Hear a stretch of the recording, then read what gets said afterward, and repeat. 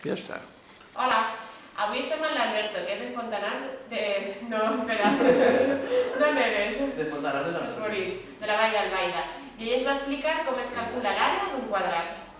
Primerament, antes que res, anem a identificar que és un quadrat i anem a medir els seus costats. 21 i 21. Tots els costats són iguals. Ja sabem que és un quadrat. Ara anem a dibuixar.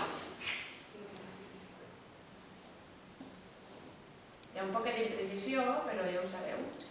És el que passa. Uau.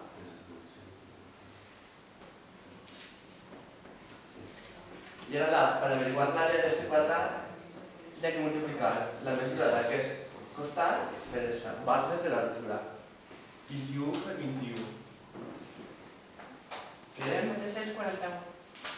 441 I en aquest cas, com són centímetres, serien? centímetres quadrats. Molt bé. Fixeu-vos que també podem fer el mateix donant els valors que, per exemple, de costat i costat, que seria C per C, que seria C al quadrat, que és el que acaba de fer l'Alberto, però utilitzant què? Llenguatge numèric i jo he utilitzat llenguatge algebraic. Gràcies, Alberto. De res.